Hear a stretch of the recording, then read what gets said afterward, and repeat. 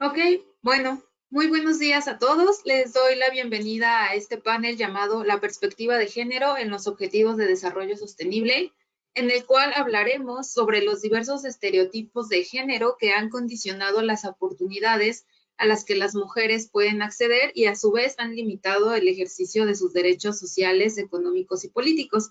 Así también trataremos los esfuerzos que se han realizado para eliminar estas barreras, entre los que se encuentra la Agenda 2030, en la que se proporcionan una serie de directrices para reivindicar la equidad de género como un derecho humano fundamental y como una premisa para lograr un mundo próspero. Sin embargo, en esta Agenda 2030, la pandemia de COVID-19, además de ser una amenaza para la salud y la vida de millones de personas, evidenció los compromisos pendientes de esta Agenda 2030 y profundizó los retos para su consecución, ya que no solo se trata de una crisis sanitaria, sino que ha detonado una crisis económica, del empleo y de los cuidados, siendo las mujeres uno de los grupos más afectados en cada una de estas. Bien, con esto sobre la mesa, quiero dar inicio a nuestro panel. En esta ocasión nos acompañan Guillermina Martín, quien es máster en Género, Sociedad y Políticas de Flaxo Argentina y antropóloga social especializada en antropología de género por la Universidad de Buenos Aires. Desde 2020 es la líder del área de género del subregional del PNUD para América Latina y el Caribe. Desde 2012 fungió como especialista de género del PNUD encargada de la asesoría regional de políticas, programas y proyectos sobre autonomía económica de las mujeres, protección social, políticas de cuidado, empleo y sector privado. Asimismo, co-creó y coordinó el proyecto regional Sello de Igualdad de Género del PNUD en el sector público y privado. Acompañó la elaboración y redacción de más de 15 informes nacionales y regionales en la materia. Ha trabajado en procesos de transversalización de género en el Estado en más de 10 países de la región y ha apoyado en otros proyectos regionales y nacionales sobre economía, desarrollo sostenible, participación política de las mujeres, erradicación de las violencias basadas en género, entre otros. Bienvenida, Guillermina. También nos acompaña Lelia Jiménez, integrante de la Red de Cuidados en México, quien es licenciada en Derecho por la Universidad Iberoamericana y doctora en Derecho por la Universidad Carlos III de Madrid, con especialidad en Derechos Humanos. Ha trabajado para el Programa de Derechos Humanos de la Universidad Iberoamericana en la Ciudad de México, la Comisión Nacional de los Derechos Humanos, la Oficina en México del Alto Comisionado de las Naciones Unidas para los Derechos Humanos, la Oficina para la Igualdad de Género y el Programa para promover el Convenio 169, ambos en la OIT en Ginebra, Suiza. Asimismo, ha sido directora de área en la tercera y en la quinta visitaduría de la Comisión de Derechos Humanos de la Ciudad de México, consultora en diversos proyectos sobre conciliación y corresponsabilidad de la vida laboral y personal para el Grupo de Información de Reproducción Elegida, y sobre la Agenda 2030, los ODS y los derechos humanos en América Latina, para el Instituto Danés de Derechos Humanos. Ha sido profesora de diversos temas de derechos humanos, principalmente sobre derechos de los pueblos indígenas, igualdad y no discriminación, mecanismos internacionales de protección de los derechos humanos laborales e igualdad de género, en diversas instituciones del país, tales como la UIA Ciudad de México, la Universidad Latina de América, la Universidad Autónoma de Tlaxcala y el Consejo de la Judicatura Federal.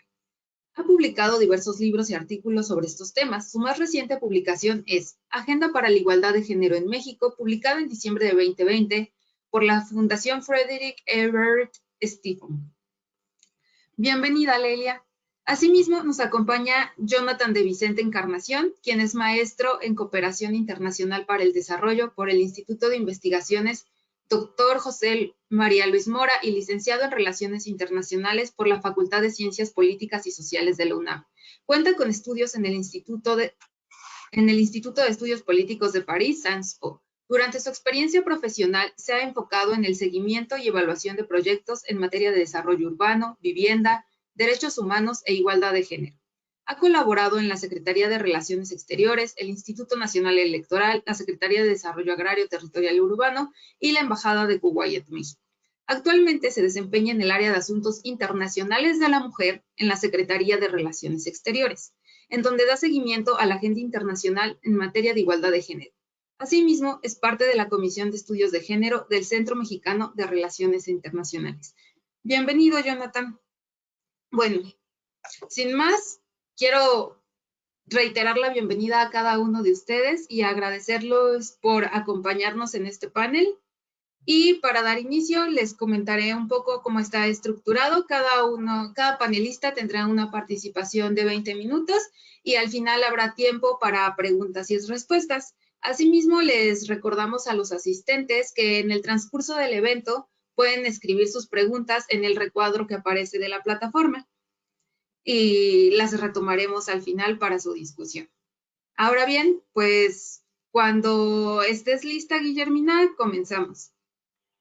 Excelente, muchísimas gracias, Junuen. Ya estoy lista. Creo que se ve mi pantalla, ¿no es cierto? Ahorita no. ¿Se está viendo mi pantalla? No. ¿Ahora? Ahora sí, ya la podemos ver. Bueno, muchísimas gracias, Junuen, por la invitación y a todos los colegas, a Leila y a Jonathan por esta charla de esta mañana. La idea del día de hoy, por lo menos lo que a mí respecta, es hacer una reflexión en torno a cómo la Agenda 2030 sigue siendo una hoja de ruta central para responder a esta crisis global, y cómo podemos empezar a pensar desde una mirada multidimensional esta agenda, que uno la puede ver que es compleja, que tiene muchos indicadores, pero que al mismo tiempo tiene una lógica atrás sumamente importante. Y esa lógica es poner el acento, que es una condición sine qua non, como se mencionó, la igualdad de género y el empoderamiento de las mujeres para lograr el avance efectivo en la Agenda 2030. Mi presentación va a ver como 4 elementos centrales. Una primera, analizar las desigualdades de género que está sucediendo en este contexto, poder profundizar un poco más sobre los cimientos de la recuperación. Venimos de una agenda, no solo Agenda 2030, sino una agenda regional de género muy avanzada, donde tenemos políticas públicas muy claras, pero que nos falta un paso hacia la implementación. Después contarles un poco cómo están las políticas en materia de COVID-19, si están respondiendo o no en género, y seguir haciendo un llamado a la acción, una acción política y realmente transformadora en pos de la igualdad. Particularmente, ahí está. Quisiera comentarles, en primer lugar, el PNUD, actualmente hemos elaborado un informe, el último informe que quería traerlo porque es un elemento central. Lo que plantea el informe, el último informe de desarrollo humano del PNUD, que les invito a leer, están en las páginas web, voy a compartir la presentación, pero es una reflexión crítica del rol de los seres humanos en esta era del antropoceno, que necesitamos indefectiblemente hacer una transformación profunda en nuestra relación con la naturaleza, en nuestra relación entre los seres humanos, y realmente pensar y transformar en un pensamiento multidimensional y universal. Poder salir de esta crisis, que es una crisis, como se mencionó, es una crisis multidimensional, no solo es una crisis sanitaria, es una crisis obviamente de socioeconómica, es una alta crisis de los cuidados, pero también es una crisis de gobernabilidad y también es una crisis, como se menciona, de la naturaleza, ¿no? Es las presiones que los seres humanos estamos generando en la naturaleza, generan este nivel. Entonces, este marco, pensar la Agenda 2030, nos invita a pensar desde esta manera multidimensional y no solamente con sectores, ¿no? Invita a pensar lo social, lo económico y lo ambiental desde una manera compartida. Y profundiza este informe de una manera central y nos marca una guía, ¿no? Con un objetivo último, que es aumentar las capacidades de las personas, la capacidad de actuar y de la agencia, y de construir valores universales que cuiden al planeta y que cuiden a todas las personas de una consentida universal. Cuando hablamos de la protección social y de la seguridad, esto es uno de los pilares centrales. Entonces, Otro elemento también del año pasado que surgió del informe de desarrollo humano, lamentablemente la crisis del impacto del COVID-19 es la primera vez en la historia desde que se mide el IDH es que se baja indefectiblemente a estas posiciones. Realmente, como se ven, ha sido como una crisis multidimensional que impactó en todos los mecanismos de evaluación del desarrollo humano, en el ingreso, en la educación y en la salud. Como pueden ver, es la primera vez, si bien hubo un bajón en la crisis del 2008, pero es un bajón de un ajuste del IDH global realmente espeluznante. Y cuando esto lo vemos desde una perspectiva de género, esto tiene consecuencias más profundas. En este sentido, desde el informe de desarrollo humano, desde el equipo del PNUD, lo que empezamos a trabajar también y lo que se empieza a ver es no solamente trabajar en las 3 autonomías y los 3 mecanismos de empoderamiento que tenemos desde las mujeres, ¿no? La importancia de trabajar la autonomía y el empoderamiento económico, la autonomía y el empoderamiento físico para una vida libre de violencia, la autonomía y el empoderamiento político y de la toma de decisión, sino pensar esto en transiciones, qué nos sucede de una manera integral y poder jugar realmente con una base de indicadores que nos permita ver avances y retrocesos. En este sentido, se pensó un grupo de indicadores que colocaban a los países en análisis de riesgo ante la crisis del COVID-19 con una unión de indicadores que se asocian, como lo pueden ver, a los diferentes objetivos de la Agenda 2030, ¿no? Pensar la salud desde una manera amplia, ¿no? Cómo significa que las mujeres puedan participar activamente en la salud, en la enfermería, en la mortalidad atribuida a diferentes precondiciones, que esto fue un punto central, es un punto central en materia de COVID, pero pensar también la salud reproductiva y obviamente un elemento central, pensar la economía. Al analizar estos indicadores desde un marco de dashboard integral, lo que observamos en los países, esto pueden ustedes revisarlo, tienen ahí el indicador, que empiezan a jugarse en algunos indicadores que se pueden ver que en términos generales están bien, pero cuando profundizamos en algunos indicadores que nos marca la Agenda 2030, empezamos a tener rojos y amarillos, y que esto nos marca alertas, que son alertas que hoy vemos, que la crisis del COVID permanece, que la crisis del COVID se mantiene. Disculpen que está en inglés, pero es fácilmente entendible, pero sí entendemos que la importancia de algunos indicadores centrales para poder tener, en este sentido, una respuesta multidimensional a la crisis.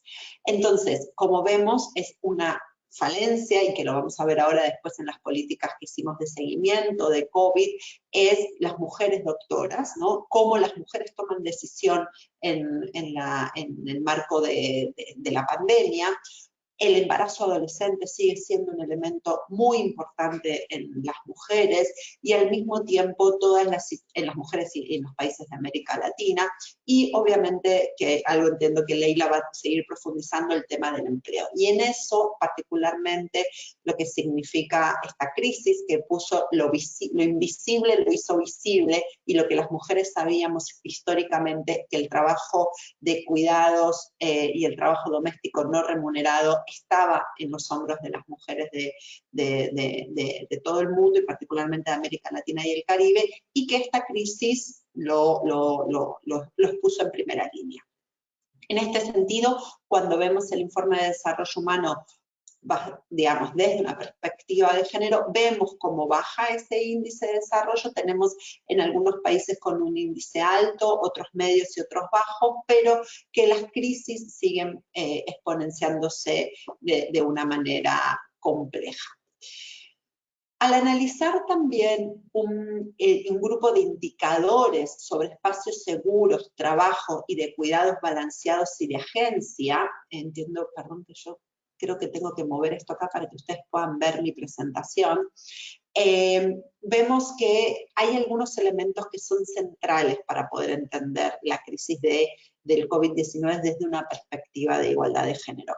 Como decíamos, en primero los cuidados como un elemento central, trabajo de cuidados no remunerados y el tiempo dedicado a las mujeres Pero otro elemento central que ha sido es el aumento de la violencia y lo que se ha denominado la pandemia dentro de la pandemia. Hay muchos datos actuales sobre el aumento de las llamadas y los aumentos, obviamente por las medidas de confinamiento, la permanencia en los hogares restrictivos y la convivencia con el victimario muchas veces, y esto ha aumentado la violencia contra las mujeres y particularmente con las niñas. Entonces, esto es un elemento central que hay que tener en cuenta. Pero también otros elementos centrales para entender cómo poder pensar la crisis del COVID desde una perspectiva de género. Otro elemento central ha sido la conectividad, ¿no? La digitalización y la falencia de muchos sectores de la economía, de, digamos, sectores que no tenemos acceso, que no hay acceso al Internet,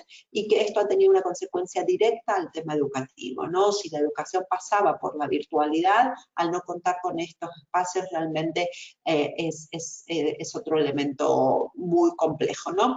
Y acá lo que vemos es que en el uso del acceso a la conectividad de Internet también hay una brecha de género muy grande. En este sentido, también el tema de años de escolarización, las políticas y la decisión, como decíamos, obviamente seguir tomando la agencia como un tema de las mujeres en puestos de toma de decisión, y un elemento central tiene que ver con las políticas de protección social. Al analizar esto, ya el dashboard empezamos a ver que hay más rojos, ¿no? Que nuestra región realmente se empieza a complejizar. Países que antes veíamos que estaban muy bien, que podríamos ser con indicadores básicos, empezamos a ver que hay falencias.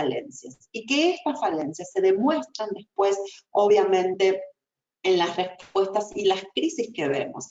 Obviamente, CEPAL sacó últimamente el informe de participación laboral de las mujeres. Hemos retrocedido 10 años. La brecha de participación son 10 años. Esto realmente implica unos niveles de necesidad de políticas públicas inmensos. Entonces ahí vemos cómo se va poniendo en rojo y se va poniendo más oscura la situación de los países en algunos indicadores, y particularmente cuando lo vemos en este análisis desagregado de brechas. Les invito a revisar, esto es realmente muy interesante. Entonces, como les decía, los índices de desigualdad, dos elementos centrales, como vamos viendo, ya empieza a haber datos, trabajo doméstico y de cuidados no remunerados en la región. Ya veníamos en las encuestas de uso del tiempo, daban que las mujeres trabajábamos 3 veces más del tiempo en materia de trabajos, cuidados y no remunerados que los hombres. Y esto obviamente con la crisis del COVID-19 se ha profundizado. Tenemos estudios para México, tenemos estudios para muchas regiones. CEPAL, las mujeres han emitido los últimos datos y nosotros también. Entonces, aquí este es un elemento central, la necesidad indefectible de pensar la economía, pensar la sociedad desde una sociedad de los cuidados, una economía de los cuidados, repensar realmente la economía, rompiendo esta división sexual del trabajo existente para pensarlo de manera integrada, la economía productiva y la reproductiva como un elemento central, porque hoy por hoy las mujeres ya decimos no podemos más. Y además, un tema importante, las mujeres no somos iguales. Las que hoy están haciendo los mayores niveles de trabajo de cuidados remunerados son las mujeres en mayor niveles de precariedad laboral, sin sistemas de protección social. Entonces, entender la cadena económica de los cuidados también implica entender las desigualdades intragénero. El segundo elemento también tenemos con el acceso a Internet y la digitalización. Como ya mencionamos, la brecha de digitalización es muy grande en la región y esto tiene impactos grandes en todos los elementos de la vida, tanto en agencias, el mantenimiento el mantenimiento del trabajo, el mantenimiento de la educación. Sin más, voy a pasar un poquito más rápido. Como les decía, millones de mujeres salieron de la fuerza laboral. Esto es un impacto que todavía no logramos dimensionar este descenso. Y acá quiero hacer un señalamiento. Que las mujeres hayan aumentado 10% porcentuales en la participación laboral, esto implicó como pueden ver, más de 30 años de insistencia. Miren desde 1990 hasta el 2020. Entonces, no podemos esperar 30 años más para volver al punto que estábamos en el 2020, en el 2019. Esto no es posible. Esto realmente es un elemento central e implica varias acciones y de corresponsabilidades, tanto estatales, tanto del sector privado del mercado laboral, como de las familias. Y uno tiene que ver, obviamente, con políticas claras en cuidados, políticas activas de empleo, rompiendo las brechas de segregación laboral, políticas claras en el sector educativo y políticas fuertes en el sector de protección social. No podemos esperar 30 años para volver como estábamos en el 2019. Esto realmente es muy impactante para ver el retroceso de un solo año. Como les decía, la violencia, que es la pandemia dentro de la pandemia, también ha sido un elemento central y realmente complejo. Acá pueden ver los datos de cómo aumentaron las llamadas de las líneas telefónicas en casi todos los países, y esto es ya la llamada a la acción, decir basta la violencia contra las mujeres y las niñas, es un elemento central, es una necesidad de repensar las masculinidades y repensar los privilegios y romper esas estructuras también que tienen que ver con la complejidad del fenómeno de las violencias, ¿no? Asociados al crimen organizado, asociados a los procesos migratorios, asociados a otros niveles más complejos de la realidad social en cada uno de los países. Entonces, ¿cuáles son los cimientos de la recuperación? Yo quisiera acá retraer, porque estamos, bueno, la post-pandemia y todo.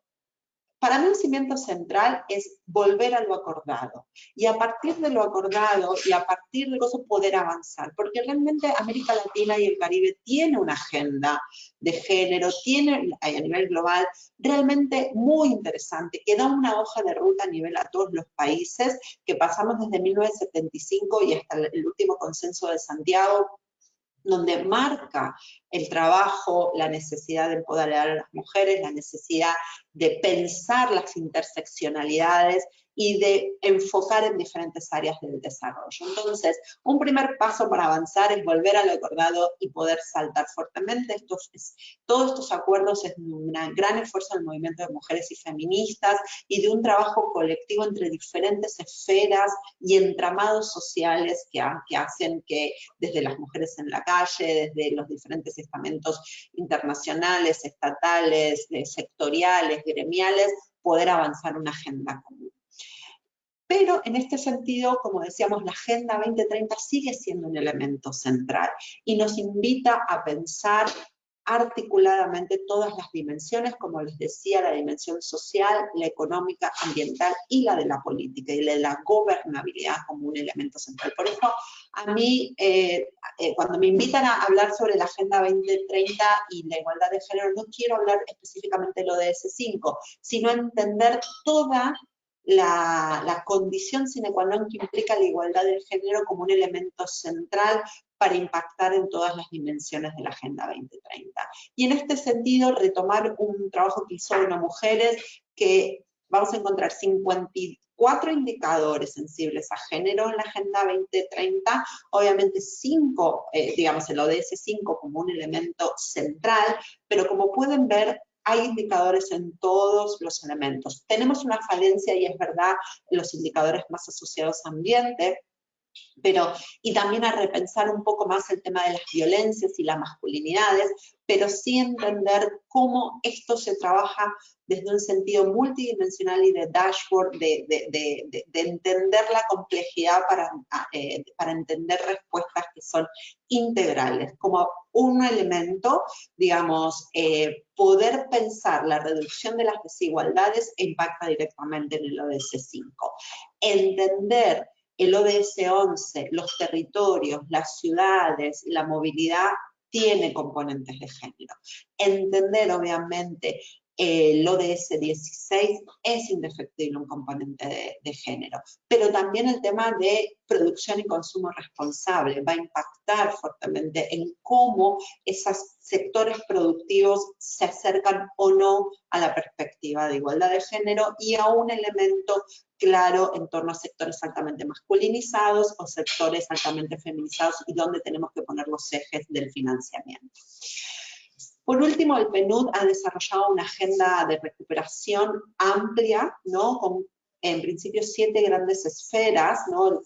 Repensar un contrato social nuevamente basado en los derechos y fundado en una mayor solidaridad y universalidad de las políticas, y esto lo estamos viendo hoy con el acceso obviamente a las vacunas y esta crisis que se está sucediendo, aumentar las capacidades enfocadas en salud y las desigualdades de ingreso, trabajar sobre la transición basada en clima y la naturaleza, pensar la recuperación, pero que esta recuperación esté pensada en la naturaleza, obviamente la inclusión, la igualdad y la diversidad, el tema de la disrupción digital, el construir la paz en el marco de derechos humanos. Entonces son 4 grandes áreas donde trabajamos protección social, la gobernabilidad, también obviamente la disrupción digital y la transición verde. En este sentido, ¿qué hemos destacado? Y perdón si me extiendo, ¿qué es lo que hoy están haciendo los gobiernos, ¿no? En estas 4, en principio, líneas. Hemos levantado alguna información de esto. Queremos compartir también acá, creo que es muy interesante en este marco general, el rastreador global de respuestas de género a COVID-19. Acabamos de sacar un análisis para América Latina y el Caribe, que es muy interesante, les invito a leer también. El rastreador es abierto al público, lo pueden revisar, lo que hace es traquear todas las políticas que se han establecido en materia de COVID-19 y ver desde una medida, a ver si han sido planificados o no con una perspectiva de género. En América Latina se elevaron 662 medidas, de las cuales 327 son sensibles a género, ¿no? Tienen ahí 208 abordan efectivamente violencia. Vemos que los gobiernos han trabajado efectivamente en violencia contra las mujeres, ¿no? Poniendo como servicios esenciales, aumentando las llamadas, los teléfonos, aumentando los refugios, aumentando inclusive algunos tipos de transferencias específicas, pero sobre todo en materia de servicios esenciales. 92 medidas solamente abordan el tema de seguridad económica de las mujeres, 27 medidas abordan el tema de los cuidados no remunerados. Esto es una falencia estructural y creo que es central para lo que estamos discutiendo hoy en materia de protección social.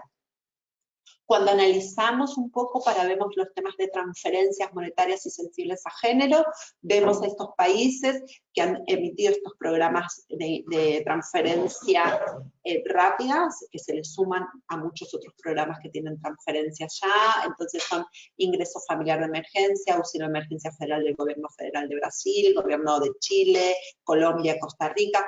Estos apuntan mucho, obviamente, a un sector, el sector informal, ¿no? De la economía, que esto es un elemento constitutivo de las problemáticas de América Latina y el Caribe, entender la informalidad como un problema que son estructurales, obviamente prepandemia. Las consecuencias de la pandemia se basan en desigualdades estructurales preexistentes. Entonces, estos van a tratar de enfocar en aquella población que son altamente informales o, en este sentido, hacían un trabajo doméstico no remunerado y de cuidados y que no estaban percibiendo ningún ingreso familiar o eran adultos mayores. En la cantidad de medidas relativas al trabajo doméstico y no cuidados y de cuidados no remunerados, encontramos lamentablemente pocas, ¿no? Cuidados a largo plazo para personas mayores, licencias familiares o parentales para niños, algunas medidas de teletrabajo. Realmente son pocos países que han intervenido en teletrabajo, les podemos compartir, les pedimos que lean ahí el informe de PNUD, que creo que es sumamente importante. Y por último, lo último que hemos sacado, y esto ha sido esta semana, cuando queremos efectivamente poder pensar el próximo desarrollo sostenible, pensar las desigualdades, no es posible si las mujeres no están en puestos de toma de decisión. Entonces, al analizar cuáles son las ausencias de los grupos, vemos que en los grupos que integran los task force de COVID-19, vemos falencias. Recién, digamos, si tenemos una lógica de la paridad, recién son muy poquitos, ni siquiera, son 2 países los que han logrado la paridad en el promedio de mujeres integrantes de los task force. Y en este sentido, traer a las mujeres en la toma de decisiones, traer otras problemáticas. Y ya hay muchas propuestas, digamos, hay muchos análisis de correlación entre más mujeres mejoran la calidad de la política pública, de las respuestas multidimensionales. Y más mujeres en su diversidad. Necesitamos sentar en la mesa mujeres indígenas, afrodescendientes, mujeres campesinas, mujeres urbanas, mujeres comunitarias, mujeres de las diversidades sexuales y hombres también de las diversidades sexuales, porque necesitamos entender esa diversidad para la toma de decisión. Esto es un elemento central, es un elemento que permanentemente la Agenda 2030 y la Agenda Regional de Género pone en la mesa. Estos datos últimos que hemos sacado en que se ha emitido este informe la semana pasada. Entonces, sin más,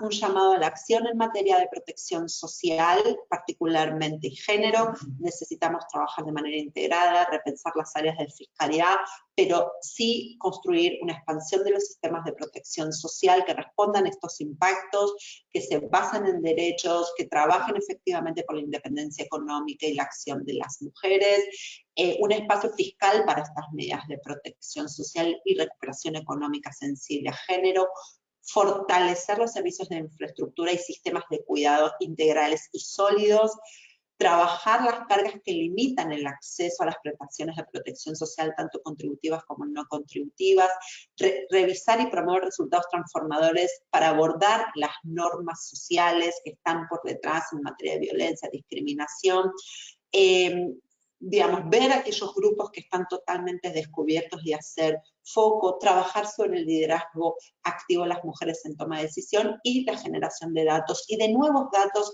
que puedan mirar en este entramado de dashboard que se unen, ¿no? Y que la protección social no está alejada a los impactos ambientales o a la gestión del riesgo o a la toma de decisión, sino en pensar desde una manera multidimensional. Este es un llamado a la acción que un grupo de 25 agencias intergubernamentales, 10 organismos y sociedad civil se hizo el año pasado. Entonces, bueno, esta es un poco mi presentación y invito para la discusión. Muchísimas gracias.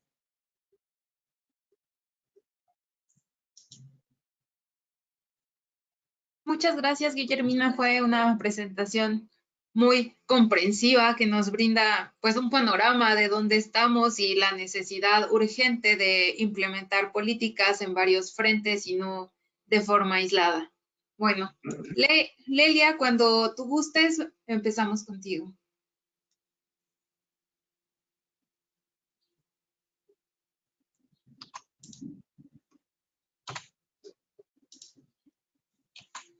Ay, no podemos escucharte. Bueno, yo no te escucho.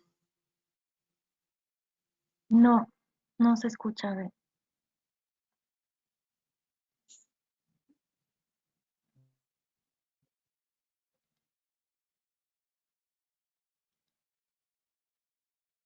Listo, ¿ya me escuchan? Sí, ya, perfecto. Oh, muy bien.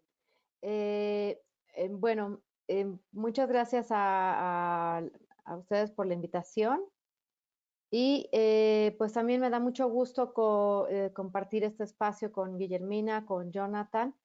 Y qué bueno que me tocó en segundo lugar después de Guillermina, porque justo el rastreador global de medidas sensibles al género que han sacado desde el PNUD, pues también ha sido muy útil para la presentación que les voy a hacer, así que voy a retomar algunas de las cosas que, bueno, de la información que es muy útil con todos los datos que presentan.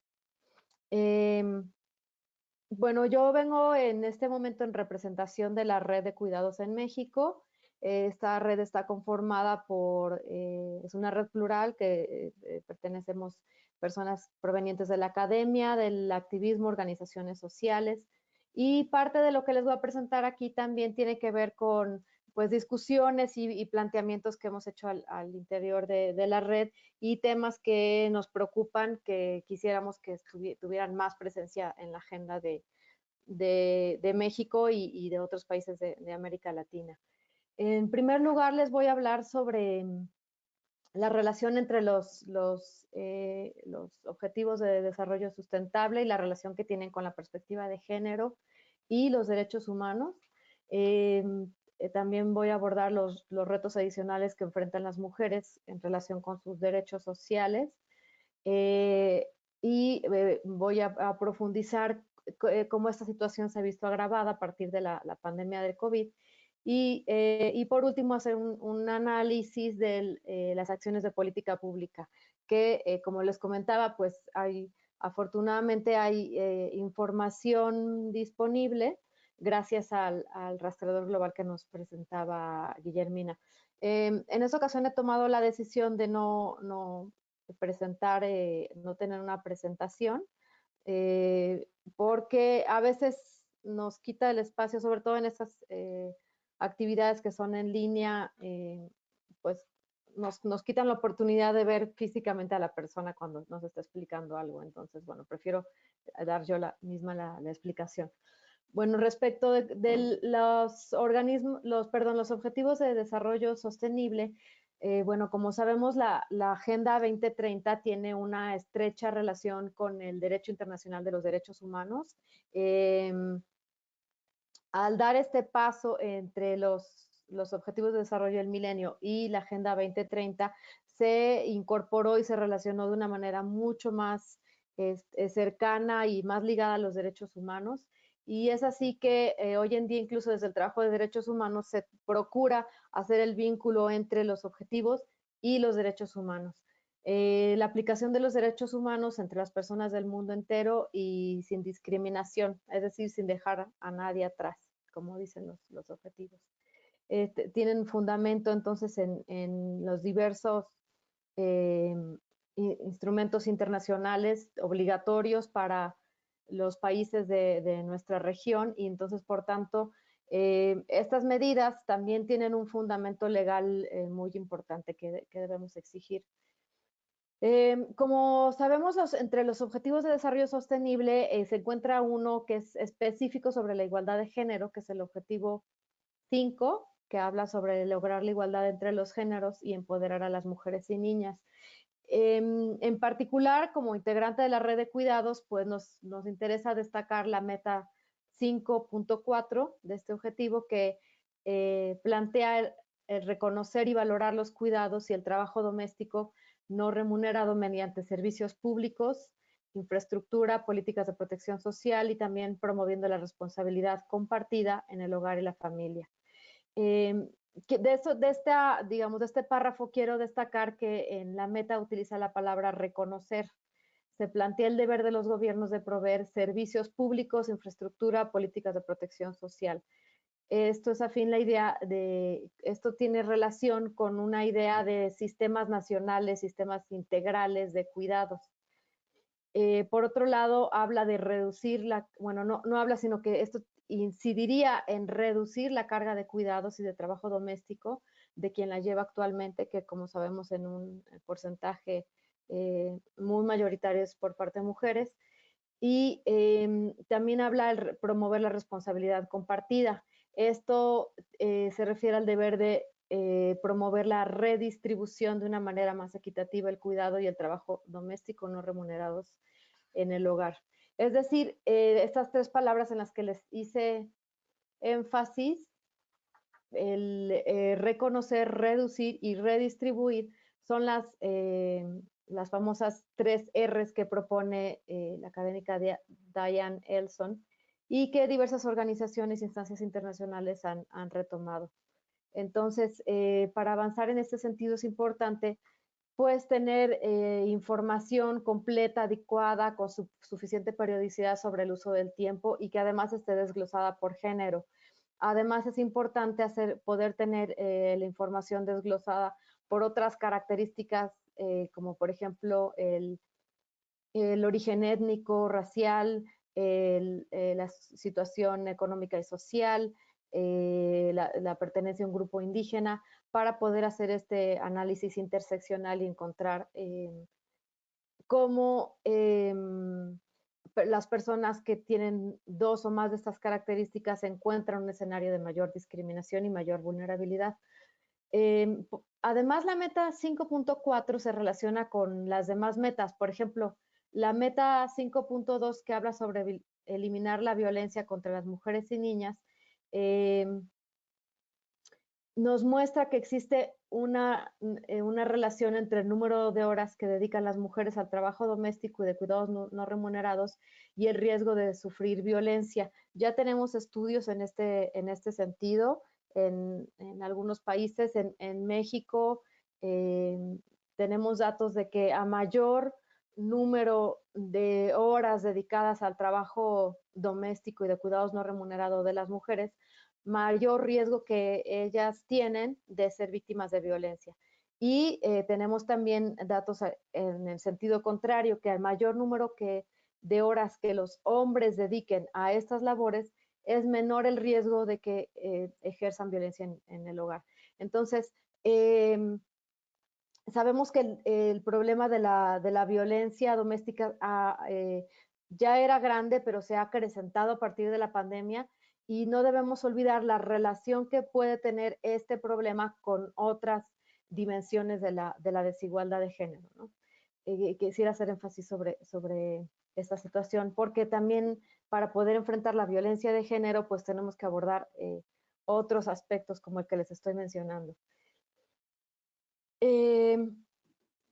Sin embargo, la perspectiva de género como herramienta de análisis y base para las políticas públicas, pues la encontramos y debe encontrarse en los 17 Objetivos de Desarrollo Sostenible para poder avanzar de manera igualitaria y efectiva en cada uno de ellos. Es decir, debe incorporarse la perspectiva de género en todos estos objetivos para poder respetar, proteger, promover y garantizar la igualdad de todas las personas digamos, como con base en sus derechos humanos. Entonces, los estados se encuentran obligados a cumplir con estos derechos humanos y cumplir con el principio de igualdad. Por darles un ejemplo, ya Guillermina les dio algunos ejemplos de la relación con otros objetivos, pero, por ejemplo, en relación con el primer objetivo, que es el de poner fin a la pobreza, pues es importante tener en cuenta que mejorar el ingreso de las mujeres impacta benéficamente en toda la familia. Hay datos estadísticos que muestran esto muy claramente.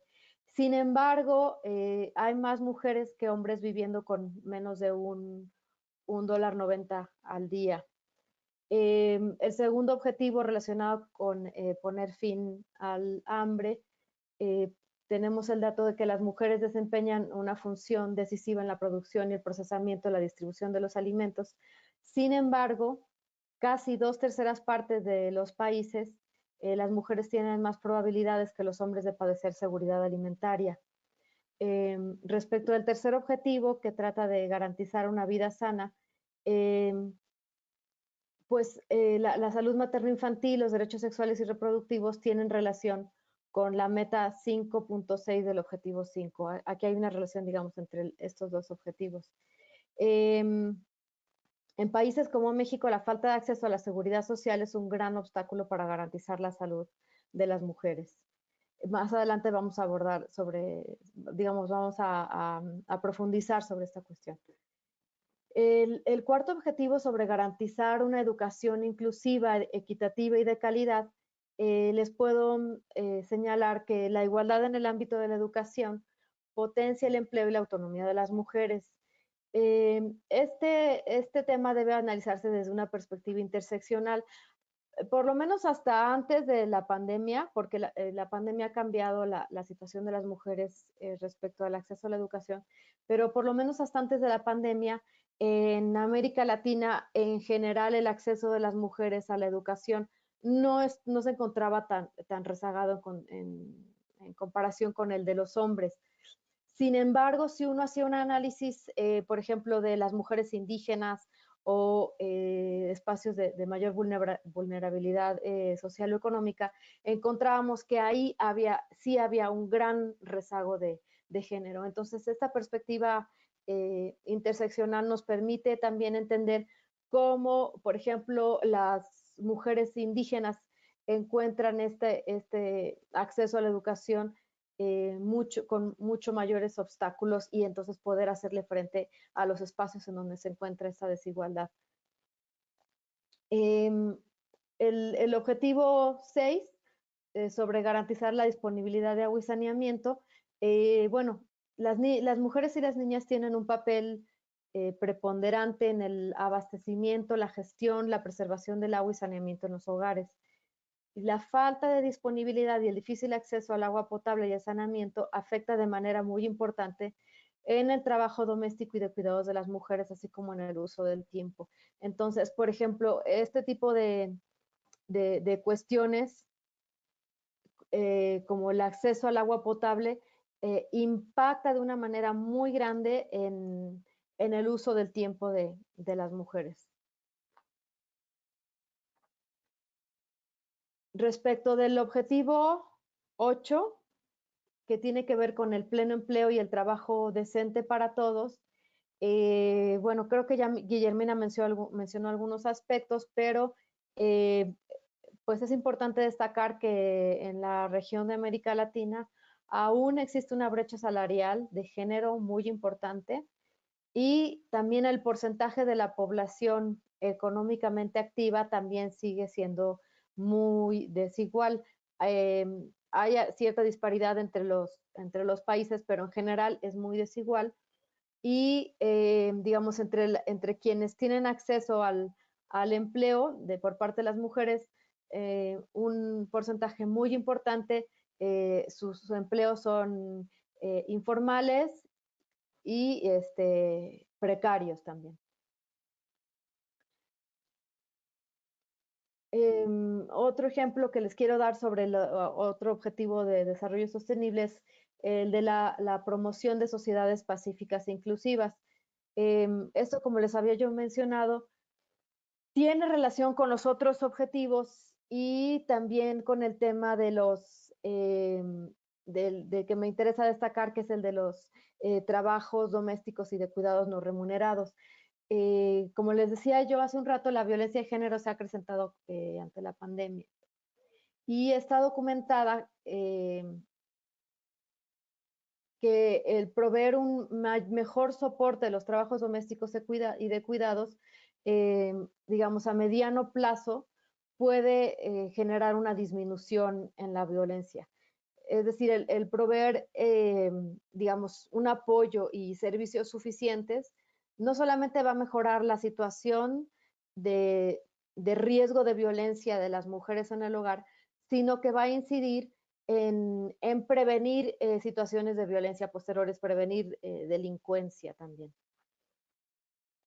Bueno, respecto de los retos adicionales que pueden enfrentar las mujeres en relación con algunos derechos sociales, como los derechos laborales, el derecho a la educación, a la seguridad social, a los servicios de salud,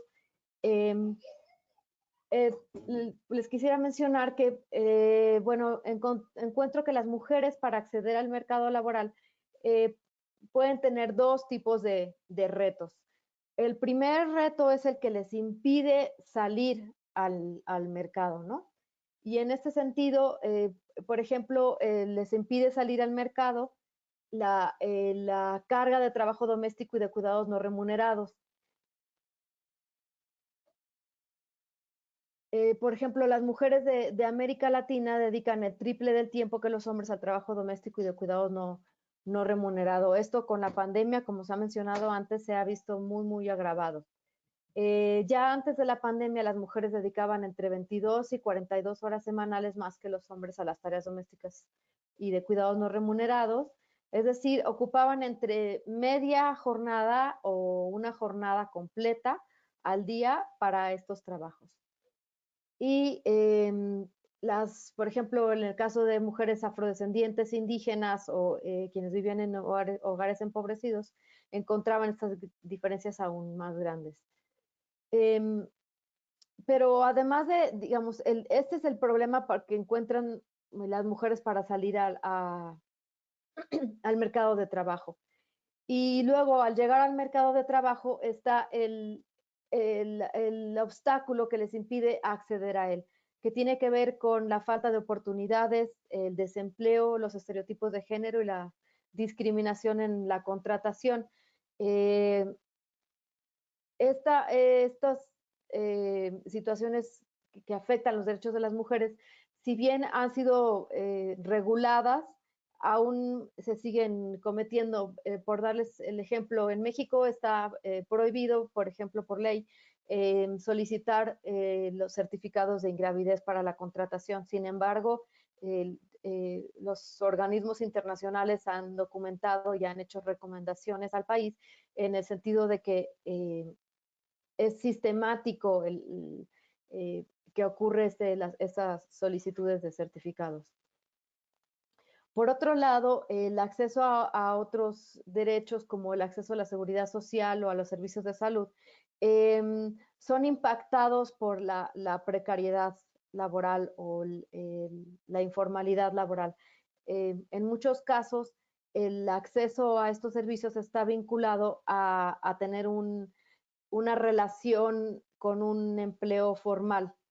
Y al no tener el empleo formal, no se tiene acceso a la seguridad social, por tanto, no se tiene acceso a los servicios de salud y tampoco al financiamiento para una vivienda.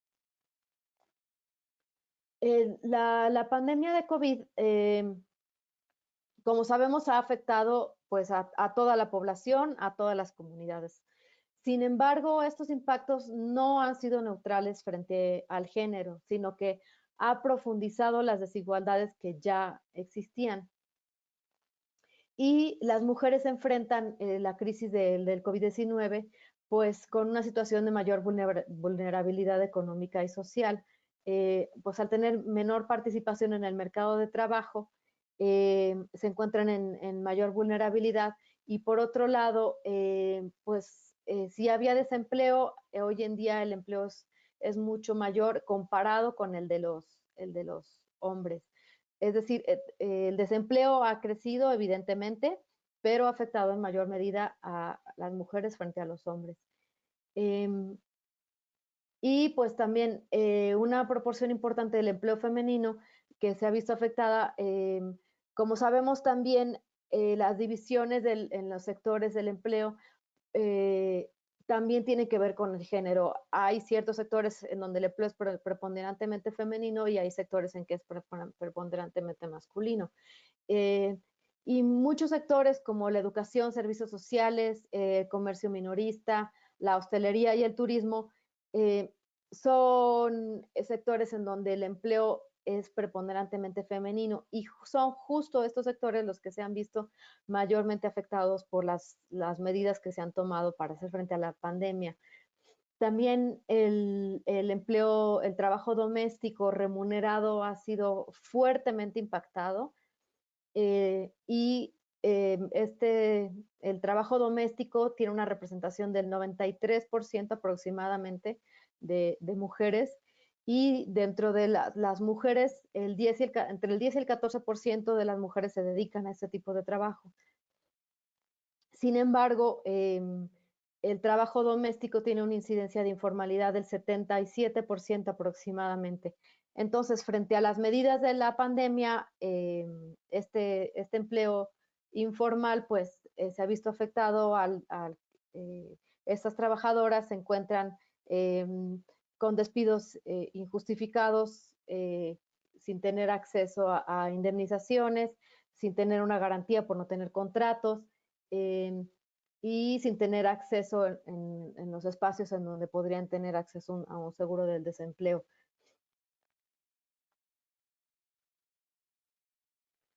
Por otro lado, el cierre de las escuelas y los espacios de cuidados ha aumentado la carga de trabajo doméstico y de cuidado de los hogares, que ha recaído de forma preponderante entre mujeres y niñas.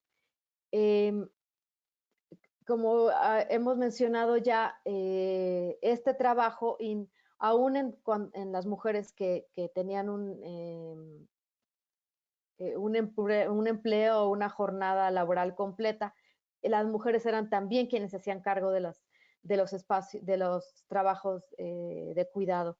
Entonces, al cerrar las escuelas y los espacios de cuidado, pues han sido las mujeres quienes han tenido que cargar con esta carga y sacar adelante su empleo. Las mujeres jefas de familia y quienes tienen trabajos precarios pues han enfrentado esta situación con mayor vulnerabilidad.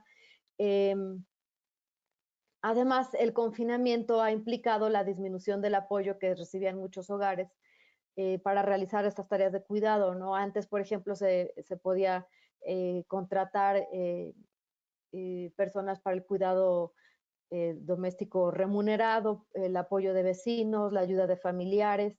En México, por ejemplo, el mayor porcentaje de niños y niñas que son cuidados mientras sus padres trabajan es el de las abuelas. Mujeres adultas mayores eran quienes hacían cargo de sus nietos cuando sus padres trabajaban. Con el impacto de la pandemia y la vulnerabilidad que enfrentan las personas adultas mayores por ser población de riesgo frente a la enfermedad, pues ponen una situación muy difícil para enfrentar los trabajos de cuidado. Y bueno, esta sobrecarga ha generado impactos negativos también pues en la salud psicosocial, física y emocional de las mujeres. Y pues además también ha afectado a las niñas y adolescentes porque para hacer frente a esta crisis de cuidados pues han tenido que salir fuera del sistema educativo. La cantidad de personas, de niños y niñas que han salido del sistema educativo el último ciclo escolar es muy, muy grande y sobre todo son las niñas quienes se han visto afectadas por esta situación.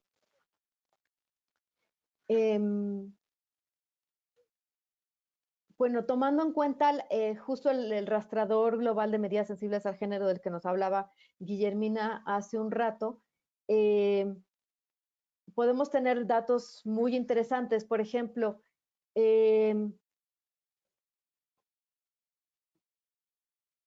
la gran medida de medidas sensibles al género que han llevado a cabo los países han sido orientadas a la prevención de la violencia de género. Esto lo comentó Guillermina. Yo quisiera hacer el énfasis que es sumamente importante y urgente la intervención de la prevención y atención de la violencia de género, pero como les mencionaba hace un rato, no debe obviarse la importancia de tomar medidas en torno a la seguridad económica de las mujeres y el trabajo doméstico de cuidados no remunerado.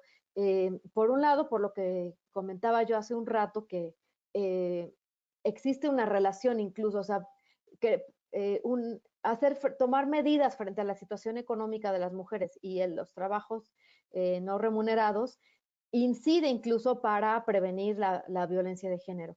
Pero además hay que tomar en cuenta que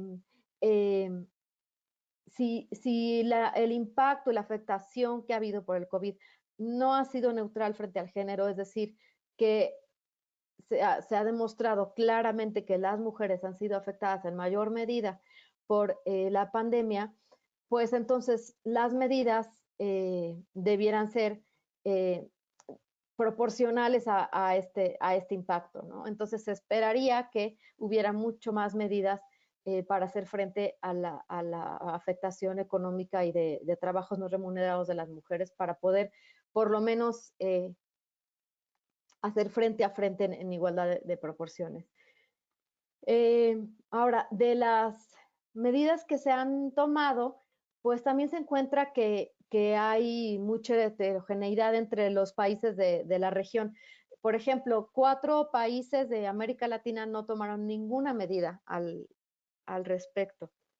Y la mayoría de los países implementaron entre 1 y 2 acciones y solo 4 de los países estudiados de la región diseñaron suficiente número de medidas, o bueno, diseñaron más medidas que son entre 7 y 8 medidas. Y ellos concentran el 60% de las intervenciones enfocadas en la seguridad económica de las mujeres.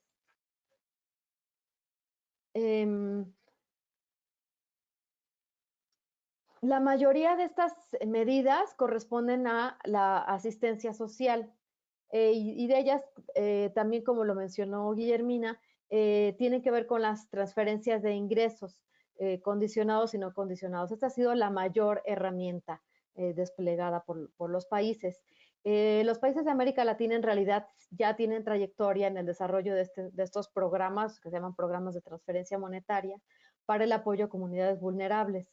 Sin embargo, el 67% de las políticas de transferencia no han sido sensibles al género, es decir, la mayoría de las medidas de transferencia no han tenido este enfoque. Ahora, de las que sí son sensibles al género, se han focalizado, son como focalizados en temas específicos, por ejemplo, jefas y no jefas del hogar como receptoras, tales como la asignación universal por hijo, implementada por Argentina, que tiene un 95% de beneficiarias mujeres, y el Plan Bolsa de Familia de Brasil, que presenta un 91% de cobertura femenina. Sin embargo, podemos encontrar que el diseño de estos programas, por ejemplo, estos dos ejemplos que les acabo de dar, en realidad las mujeres no son beneficiarias finales o en sí mismas, sino que se les ve como operativas. Es decir, se les otorga a ellas porque se base de la presunción de que ellas son quienes van a gestionar los recursos de las tareas del hogar y los trabajos de cuidado. Entonces, pues esto conlleva, digamos, como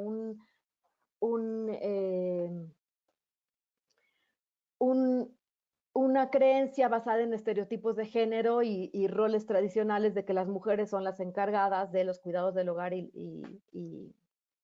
de las tareas del hogar y los trabajos de cuidado. Ahora, hablando de las transferencias monetarias, pues es interesante discutir este tema y hablar el reconocimiento de los trabajos domésticos y de cuidado y el derecho de las mujeres a percibir un ingreso propio. Hay una discusión ya importante sobre la renta básica universal y en ese sentido, pues conviene tener esto en la agenda, el derecho de las mujeres a percibir un ingreso propio, una compensación por los trabajos realizados.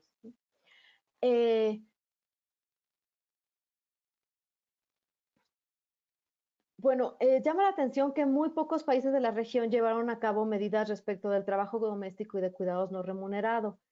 Sin embargo, al mismo tiempo, América Latina es la región donde más tiempo han permanecido cerradas las escuelas.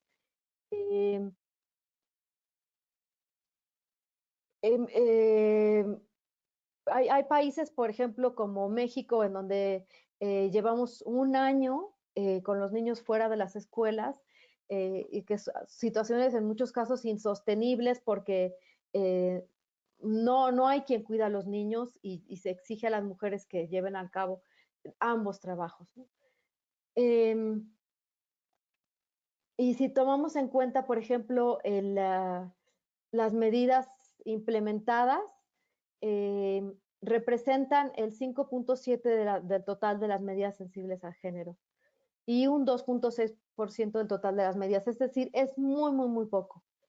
Y además, al igual que en el caso del impacto económico, existe una gran disparidad entre los países. Por ejemplo, hay países como Argentina y Costa Rica que los dos juntos completan el 50% de las medidas, mientras que el resto ocupa el 50% restante, ¿no? Entre las medidas más comunes que se han implementado está las iniciativas sobre cuidados de largo plazo para personas mayores y cuidados a personas con discapacidad, licencias parentales, licencias familiares, la política de otorgar dinero para cuidar, servicios de cuidado para niñas y niños y también se habla de políticas de reducción del tiempo de trabajo y el teletrabajo. Entre estas medidas, por ejemplo, México reportó la transferencia de recursos mediante la Secretaría de Bienestar. Yo quisiera destacar que este énfasis en la transferencia de recursos, por ejemplo, en respecto de este tema, no es tan tan útil el impacto que pudiera tener, porque finalmente si a una familia se le entrega un recurso para el cuidado de los hijos, ¿qué van a hacer con ese dinero? O sea, ¿a dónde lo van a destinar? Tienen que contratar a una persona para que vaya a su casa a trabajar, pero digamos, tendrían que controlar la adecuada, la capacitación de la persona que va a venir a cuidar a los niños o a las niñas. En fin, en el caso de México, este programa se dio como sustitución a un programa que había antes de estancias infantiles que se desmanteló y se quedaron los niños y las niñas sin estancias infantiles. Me parece que como política de Estado es más eficiente y adecuado el proveer instituciones que provean estos servicios, que además puedan ser sujetas de evaluación y supervisión sobre las condiciones tanto físicas como de la provisión del servicio para saber que son las adecuadas, suficientes, accesibles, en fin, diversas características de derechos humanos que establece cómo se debe de proveer el servicio del cuidado o de la educación, por ejemplo, o de otros derechos sociales. Entonces, no todas las políticas de Lelia, transferencia de perdón recursos. disculpa por la interrupción. Quería ver si, pues es que ya estamos un poco sobre el tiempo. Quería ver si podrías ir cerrando la presentación Sí, claro que y sí. retomar el diálogo en la sesión de preguntas y respuestas. Sí, claro que sí. Bueno, entonces voy a cerrar ya con esta idea que les estaba comentando pues que los estados no renuncien a la institucionalización de los servicios y proveer redes más complejas de cuidados. Al inicio les había hablado yo de 3 R's: reconocer, reducir, redistribuir. En la red de cuidados en México hemos estado discutiendo la pertinencia de incorporar más R's en el tratamiento del tema de trabajo doméstico y de cuidados no remunerados, como por ejemplo representar, en el sentido de quienes realizan estos trabajos deban estar debidamente representados, y remunerar dignamente a las personas que realizan los trabajos, y regular los servicios públicos, privados y comunitarios para que se cumplan con los derechos de las personas que requieren cuidados y de quienes los proveen. Muchas gracias. Muchas gracias, Lelia, por tu presentación que nos permitió ahondar sobre el tema de cuidados y resaltar las implicaciones de su baja, escasa prioridad en las agendas gubernamentales. Cuando estés listo, Jonathan, puedes proseguir. Muchas gracias. También muchas gracias a Stephanie por ayudarme en la proyección de la presentación. Muchas gracias a las autoridades de la Conferencia Interamericana de Seguridad Social por invitarme a este evento, así como las intervenciones que ya realizaron Lelia y Guillermina hace un momento, ¿no? El título de mi presentación es La perspectiva de género como herramienta clave para la implementación de la Agenda 2030. El objetivo de esta será señalar la importancia que tiene incluir la perspectiva de género en la totalidad de los objetivos de desarrollo sostenible y reafirmar el peso que tiene el ODS 5 como eje transversal en la Agenda 2030, así como señalar los cambios que ha tenido la incorporación de la perspectiva de género en las agendas internacionales de desarrollo, pasando de la agenda de los Objetivos de Desarrollo del Milenio a los Objetivos de Desarrollo Sostenible. Pensar sobre la perspectiva de género en la Agenda 2030 y sus 17 ODS nos obliga a todas las personas interesadas en los temas a ver más allá del propio ODS 5, lograr la igualdad entre los géneros y empoderar a todas las mujeres y las niñas. La igualdad de género fue reconocida en la Agenda 2030 como una precondición a la realización del desarrollo sostenible y también fue definida como un objetivo propio. Lo anterior denota su vínculo significativo con los demás objetivos para alcanzar una de las máximas premisas de la Agenda 2030 para el desarrollo sostenible: no dejar a nadie atrás, no dejar a nadie fuera. Aunque resultan innegables ciertos avances alcanzados en materia de igualdad de género, en algunas esferas aún no se ha logrado que el potencial de las mujeres y las niñas para colaborar en el desarrollo sostenible, contribuir a este y beneficiarse de él como lideresas, participantes y agentes de cambio, principalmente a causa de la persistencia de desigualdades sociales, económicas y políticas entre mujeres y hombres, producto de un sistema patriarcal que afecta a todas y todos. Uno de los mayores logros de la Agenda 2030 para el Desarrollo Sostenible fue que en esta se integró y fue negociada bajo un enfoque centrado en las personas y en incrementar sus niveles de vida tomando en cuenta las 3 dimensiones del desarrollo sostenible, la esfera social, la económica y ambiental. Si me ayudan primero con la diapositiva donde está el índice, por favor. Bueno, para mi presentación he dividido en 4 apartados esta presentación, empezando que es la perspectiva de género, la incorporación de la perspectiva de género dentro del sistema de Naciones Unidas. El tercer punto se titula Más allá de lo de C5, la Agenda 2030 y la perspectiva de género. Y como último punto, retomar un poco los comentarios que ya mis compañeras han vertido, ¿no? Sobre los efectos de la pandemia en la consecución de la igualdad de género. La que sigue, por favor. ¿Qué es la perspectiva de género y cómo se observa en la Agenda 2030 y sus objetivos de desarrollo sostenible? La que sigue, por favor. La idea de integrar las cuestiones de género en la totalidad de los programas sociales quedó claramente establecida como una estrategia global para promover la igualdad entre los géneros en la plataforma de acción adoptada en la Cuarta Conferencia Mundial de las Naciones Unidas sobre la Mujer, celebrada en Beijing en 1995. Dicha plataforma resaltó la necesidad de garantizar que la igualdad entre los géneros es un objetivo primario en todas las áreas del desarrollo. Sin embargo, en la plataforma de acción de Beijing no se estableció una definición sobre perspectiva de género. Fue hasta julio de 1997 que el Consejo Económico y Social de las Naciones Unidas, mejor conocido como ECOSOC, se definió el concepto de perspectiva de género en los siguientes términos. Como podrán observar en la pantalla, para el ECOSOC, la transversalización de la perspectiva de género se refiere a un proceso de valorar las implicaciones que tiene para los hombres y para las mujeres cualquier acción que se planifique, ya se trate de legislación, políticas o programas en todas las áreas y en todos los niveles. Es una estrategia para conseguir que las preocupaciones y experiencias de las mujeres, al igual que la de los hombres, sean integrante en la elaboración, puesta en marcha, control y evaluación de las políticas y de los programas en todas las esferas políticas, económicas y sociales, de manera que las mujeres y los hombres puedan beneficiarse de ellos igualmente y no se perpetúe la desigualdad. El objetivo final de la integración es conseguir la igualdad entre los géneros.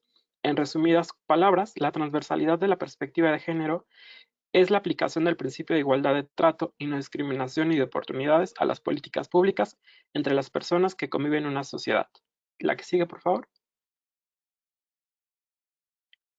Entonces, la transversalización de perspectiva de género en cualquier programa o política implica que se garantice el acceso a todas las personas a los mismos recursos y derechos en condiciones de igualdad, planificar las políticas públicas teniendo en cuenta las desigualdades existentes, evaluar y monitorear los avances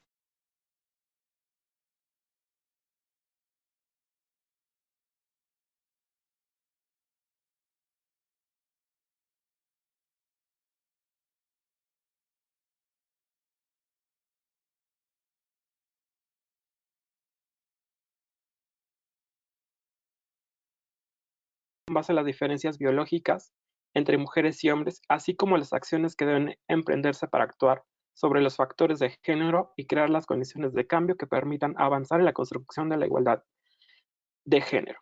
La que sigue, por favor. Cuando se habla de perspectiva de género, se hace alusión a una herramienta conceptual que busca mostrar que las diferencias entre mujeres y hombres se dan no solo por su determinación biológica, sino también por las diferencias culturales asignadas a los seres humanos. La que sigue, por favor. Pero, ¿cómo se transversaliza la perspectiva de género?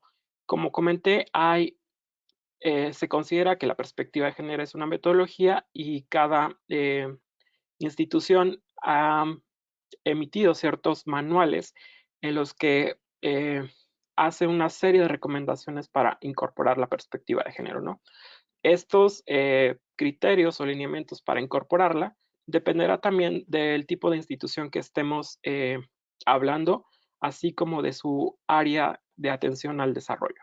Sin embargo, de manera general podemos identificar algunos elementos que nos van a permitir tener claro cómo se incorpora la perspectiva de género.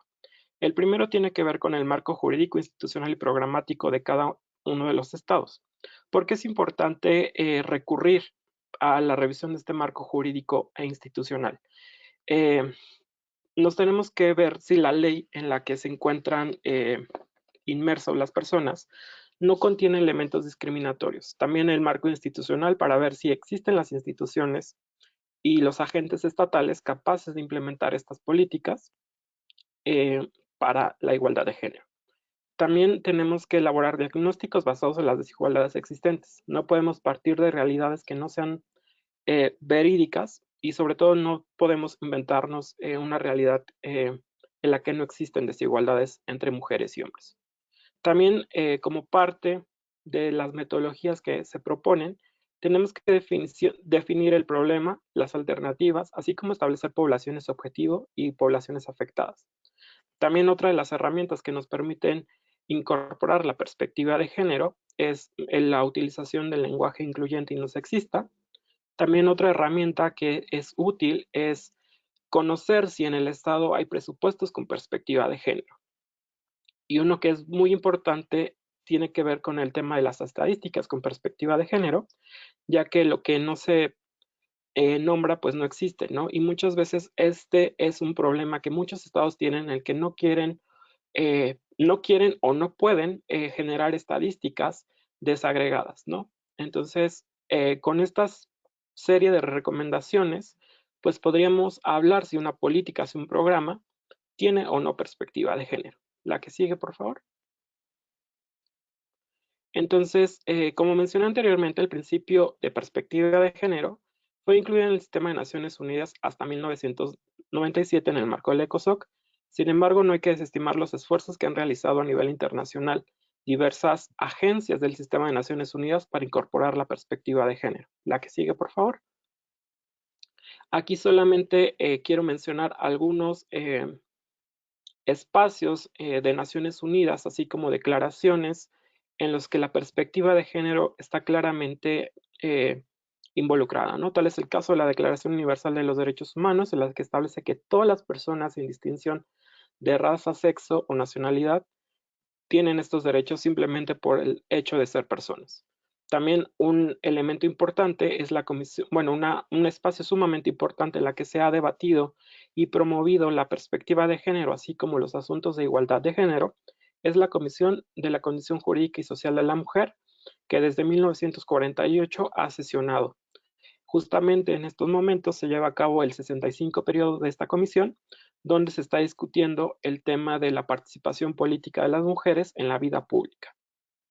También la Convención para la Eliminación de todas las formas de discriminación contra la mujer es la convención más significativa en cuestión de derechos humanos de las mujeres y las niñas. Y finalmente la Declaración y Plataforma de Acción de Beijing, adoptada en 1995, como este programa progresista para alcanzar la igualdad de género, así como la promoción de los derechos humanos de las mujeres y las niñas. La que sigue, por favor. Sin embargo, bueno, también es preciso señalar que la primera Agenda de Desarrollo adoptada en 2000, el concepto sobre perspectiva de género no aparece de forma implícita, a pesar de que varios de sus objetivos están relacionados con la igualdad de género, así como la incorporación de la perspectiva de género. La Declaración del Milenio fue adoptada en septiembre de 2000. En ella los estados reconocen que uno de los valores fundamentales para las relaciones internacionales del siglo XXI es la igualdad. En este sentido, el término igualdad se entiende como la condición en la cual no debe negarse a ninguna persona ni a ninguna nación la posibilidad de beneficiarse del desarrollo. Debe garantizarse la igualdad de derechos y oportunidades de hombres y mujeres. La agenda que emana de la Declaración del Milenio se enfocó en erradicar la pobreza y los temas relacionados con las desigualdades de género se enmarcaron en esta prioridad para las Naciones Unidas. Por ello, en el punto 20 de la Declaración los estados deciden promover la igualdad entre los sexos y la autonomía de la mujer como medios eficaces para combatir la pobreza, el hambre y las enfermedades y de estimular un desarrollo verdaderamente sostenible. En la Declaración del Milenio no se menciona en ninguna parte el término perspectiva de género, e incluso el de igualdad de género. A pesar de esta situación, en el apartado de derechos humanos, los estados se comprometen a luchar contra todas las formas de violencia contra la mujer y aplicar la Convención sobre la Eliminación de todas las formas de discriminación contra la mujer. Lo cual es bastante curioso si contemplamos que en los Objetivos de Desarrollo del Milenio, la incorporación de la perspectiva de género está presente incluso más allá del ODM3, igualdad de oportunidades para el hombre y la mujer. Aquí también llamo su atención en cómo están puestos en orden es el término hombre y el término mujer, ¿no? Se le da un mayor peso justamente a este concepto de igualdad entre hombres y mujeres. Todavía no se incorpora el concepto de igualdad de género. Como podemos ver en la lámina, hay por lo menos tres ODMs relacionados con la igualdad de género. No solamente lo de ODM3, sino también el ODM4, que es reducir la mortalidad infantil, que implica justamente que el cuidado de los hijos y de las hijas está a cargo de las mujeres por estos estereotipos y roles de género. Pero también tenemos el ODM5, que es mejorar la salud en la maternidad, que evidentemente está relacionado con temas de la salud de las mujeres. La que sigue, por favor. Tenemos ciertos logros de los ODMs, creo que el más conocido por todas y todos tiene que ver con que se cumple el ODM1 con la erradicación de la pobreza, es decir, que a nivel mundial la cantidad de personas que viven en pobreza extrema se ha reducido en más de la mitad, cayendo de 1.900 millones en 1990 a 836 millones en 2015.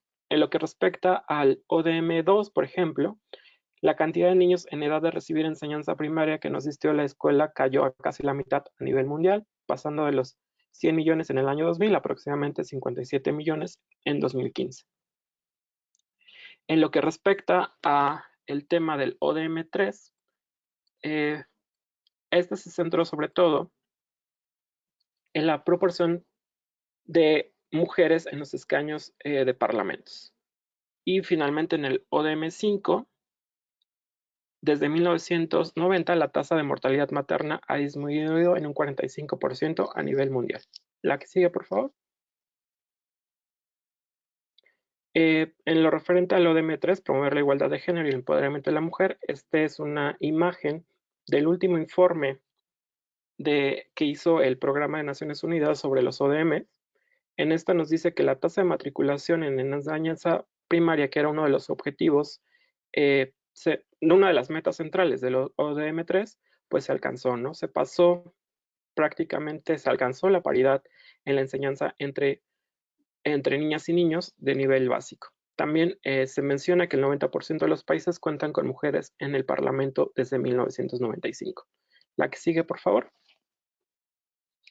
Sin embargo, en este tránsito de los objetivos de desarrollo del milenio a los objetivos del desarrollo sostenible, tenemos que, al centrarse también en las personas, en el medio ambiente y en la economía, podemos ver también una distribución, ¿no? Si bien los 6 objetivos que estuvieron establecidos como objetivos de desarrollo del milenio, de cierta manera se convierten en estos 5 objetivos de desarrollo sostenible, ¿no? El ODS 1, el 2, el 3, el 4 y el 5. Y digamos que el ODS 7 sobre medio ambiente pues también tiene un mayor impacto en en la agenda internacional de desarrollo. La que sigue, por favor. Más allá del ODS 5, la Agenda 2030 y la perspectiva de género. En cambio, con la adopción de la Agenda 2030 tenemos que la igualdad de género y la perspectiva de género son elementos claves para alcanzar el desarrollo sostenible en los próximos años. En la propia declaración Transformar nuestro mundo, la Agenda 2030 para el Desarrollo Sostenible, se establece que la consecución de la igualdad entre los géneros y el empoderamiento de las mujeres y las niñas contribuirá decisivamente al progreso respecto de todos los objetivos y metas.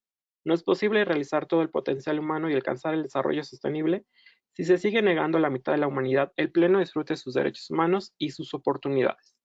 Las mujeres y las niñas deben tener igual acceso a una educación de calidad, a los recursos económicos y a la participación política, así como las mismas oportunidades que los hombres y los niños en el empleo, el liderazgo y la adopción de decisiones en todos los niveles. Las Naciones Unidas se comprometen a trabajar para lograr un aumento significativo de las inversiones destinadas para paliar la disparidad entre los géneros y fortalecer el apoyo a las instituciones en relación con la igualdad y el empoderamiento de las mujeres en el plano mundial, regional y nacional. También se busca eliminar todas las formas de discriminación y violencia contra las mujeres y las niñas, incluso mediante la participación de los hombres y los niños. La incorporación sistemática de la perspectiva de género en la implementación de la agenda es crucial. La que sigue, por favor. Son claros los obstáculos actuales en materia de igualdad: la feminización de la pobreza, la necesidad de reconciliar la vida laboral y familiar, el reconocimiento de las contribuciones de las mujeres a través del trabajo doméstico y de cuidado, la eliminación de estereotipos de género, el combate a la discriminación y diversas formas de violencia de género, entre ellas la más lamentable, el feminicidio, entre otros problemas. Mediante la correcta implementación de la Agenda 2030, los países reafirman su compromiso con la aplicación de los instrumentos internacionales que han sido clave en el avance hacia la protección y defensa de los derechos humanos de las mujeres y niñas, entre ellos la Convención CEDAW y su protocolo facultativo, la Convención sobre los Derechos del Niño, la Convención sobre los Derechos de las Personas con Discapacidad y la Convención Interamericana para prevenir, sancionar y erradicar la violencia contra la mujer, mejor conocida como Convención Belém do Pará, así como las recomendaciones generadas por los órganos encargados de su vigilancia. Además, la Agenda 2030 está orientada a coadyuvar en la implementación de la Declaración y Plataforma de Acción de Beijing, del Programa de Acción de la Conferencia Internacional sobre Población y Desarrollo, del Programa de Acción de la Conferencia Mundial contra el Racismo, la Discriminación Racial, la Xenofobia y formas conexas de intolerancia, de la Declaración de las Naciones Unidas sobre los Derechos de los Pueblos Indígenas y de los acuerdos alcanzados en la Conferencia de Naciones Unidas sobre Desarrollo Sostenible, y acuerdos regionales en el marco de la Conferencia Regional sobre Población y Desarrollo de América Latina y el Caribe, así como en el contexto de la Conferencia Regional sobre la Mujer de América Latina y el Caribe. Evidentemente existe una indivisibilidad horizontal y vertical entre los objetivos y metas de la Agenda 2030. Particularmente el enfoque de igualdad de género tiene un efecto multiplicador en el cumplimiento de los 17 ODS, por lo que su integración transversal en la implementación de la Agenda 2030 es una tarea clave para todas y todos, así como para todos los países. La recopilación, el análisis y el uso de indicadores que tengan en cuenta las cuestiones de género y datos desglosados por sexo en la formulación de políticas y programas y marcos de supervisión, según las circunstancias y capacidades nacionales, permitirá en mayor medida el cumplimiento de los diversos objetivos y metas de desarrollo sostenible. El impacto positivo de las políticas públicas se ve reflejado en la mejora de las condiciones de la vida de las personas, mismas que solo pueden medirse y evaluarse a través de los datos desagregados. La incorporación del género en el cumplimiento de los ODS es una herramienta para abordar las causas estructurales de los problemas que son determinantes en las condiciones socioeconómicas de las mujeres y las niñas. La que sigue, por favor. Aquí podemos ver las metas del ODS 5 que se relacionan justamente con el empoderamiento y el pleno ejercicio de los derechos de las mujeres y las niñas en condiciones de igualdad. La que sigue, por favor. Como mencioné, hay una estrecha relación de la perspectiva de género en todos los ODS. En las siguientes diapositivas que estaré presentando podemos ver esta relación que hay en relación con los ODS y la perspectiva de género. Por ejemplo, en relación con el ODS 3 sobre salud y bienestar, la meta 3.1 nos dice que de aquí a 2030 se debe reducir la tasa mundial de mortalidad materna a menos de 70 por cada 100,000 nacimientos. ¿Por qué la mortalidad materna sigue siendo un tema de interés para los países y sobre todo para las mujeres? Porque todavía mueren 830 mujeres cada día por causas relacionadas con el embarazo que pueden evitarse. El 90% de esas muertes se producen en países en desarrollo, lo que nos implica generar políticas públicas para una adecuada atención en el periodo en que una mujer está embarazada, así como en el periodo postparto, así como la atención a la persona recién nacida. La que sigue, por favor. En cuanto al ODS 4 de educación de calidad, también la meta 4.5 dice que de aquí a 2030 eliminar las disparidades de género en la educación y asegurar el acceso igualitario a todos los niveles de enseñanza y la formación profesional para las personas con discapacidad, los pueblos indígenas y los niños en situación de vulnerabilidad. Si bien se ha avanzado en la alfabetización de todas las personas en el mundo, las mujeres siguen representando más de 2/3 de las personas analfabetas a escala mundial, lo cual nos implica generar también políticas públicas en las cuales las niñas, sobre todo en el contexto de la pandemia, se garantice su regreso a las escuelas. La que sigue, por favor. En cuanto al ODS 8, relacionado con trabajo decente y crecimiento económico, la meta 8.5 nos dice que de aquí a 2030 lograr el empleo pleno y productivo y el trabajo decente para todas las mujeres y los hombres, incluidos los jóvenes y las personas con discapacidad, así como la igualdad de remuneración por trabajo de igual valor. Justamente aquí el tema de remuneración igual por trabajo igual es justamente porque a nivel mundial las mujeres ganan un 16% menos que los hombres en un trabajo del mismo valor. La que sigue, por favor. Finalmente, en cuanto a los efectos de la pandemia en la consecución de la igualdad de género, no quiero repetir un poco lo que ya mencionaron mis compañeras, sin embargo, sí quiero compartir con todas y todos ustedes que los temas de igualdad de género están en riesgo. Actualmente no existen las condiciones internacionales para que los estados negocien una nueva agenda internacional en materia de igualdad de género. Se esperaba que con el cumplimiento de los 25 años de la Plataforma de Acción de Beijing se convocara una 5ª conferencia mundial sobre la mujer. Sin embargo, las condiciones internacionales, así como que ciertos países han girado a la derecha o han girado sus agendas en contra de los derechos humanos de las mujeres y las niñas, así como de la igualdad de género, pues no permiten estas condiciones. Quiero compartir con ustedes que, por ejemplo, hay un cuestionamiento muy fuerte incluso al concepto de igualdad de género, ya que algunos estados lo relacionan con cuestiones de identidad de género, con cuestiones de diversidad sexual, que si bien están interrelacionadas, creo que buscan establecer una agenda regresiva en la cual evidentemente las más afectadas son las mujeres y las niñas, así como las personas pertenecientes a la comunidad LGBT. Sin embargo, también hay esperanzas en todo este medio del caos, lo podemos ver a través de las distintas manifestaciones. Sin embargo, es tarea de todas y todos colaborar para alcanzar la igualdad de género, sobre todo en el contexto de la pandemia y de la pospandemia. Se están hablando incluso de retrocesos de 10 a 20 años. De por sí algunos estudios indican que todavía faltaba un siglo para alcanzar la igualdad de género. Ahora estamos hablando de más de 100 años para lograr este fin. La que sigue, por favor. ONU Mujeres ha establecido una serie de recomendaciones para que los estados coloquen a las mujeres y a las niñas al centro de la recuperación de la crisis sanitaria causada por la COVID-19. El primero tiene que ver con mitigar y reducir la violencia de género, incluida la violencia doméstica. Como lo señalaron mis compañeras, los hogares, lejos de ser estos espacios seguros para las mujeres y las niñas, se han convertido justamente en todo lo contrario.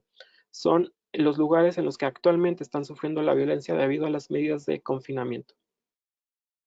También otra de las propuestas que hace ONU Mujeres es promover que la protección social y los paquetes de estímulos económicos sirvan a las mujeres y las niñas. Evidentemente, las transferencias económicas servirán de cierta forma a ciertas mujeres y a ciertas niñas. Sin embargo, esto tiene que ver también con el siguiente punto, que es fomentar que las personas apoyen y practiquen, no, más bien, tiene que ver con propuestas de política pública que permitan un adecuado retorno a los centros de trabajo a las mujeres, sobre todo porque se ha visto que son las primeras en ser despedidas de sus centros de trabajo. Esto también por las condiciones laborales en las que se encuentran. También Hay que fomentar que las personas apoyen y practiquen el reparto equitativo del trabajo de cuidados. Como ya bien lo señaló Lelia, hay una desproporción en la repartición de este trabajo y evidentemente han sido las mujeres y las niñas las responsables justamente por estos estereotipos y roles de género que tenemos. También promover que las mujeres y las niñas lideren y participen en la planificación y en la toma de decisiones de la respuesta a la COVID-19, ¿no? Evidentemente hay muestras de liderazgo significativo por parte de las mujeres, digamos al más alto nivel. Sin embargo, la participación de las mujeres y las niñas debe ser en todos los niveles de decisiones. Y también garantizar que los datos y mecanismos de la coordinación incluyan la perspectiva de género, ¿no? De ahí la importancia de contar con estadísticas con perspectiva de género y datos desagregados, lo cual nos va a permitir generar mejores políticas públicas para atender la situación de emergencia que estamos viviendo. Y con esto yo cierro mi participación. Muchas gracias.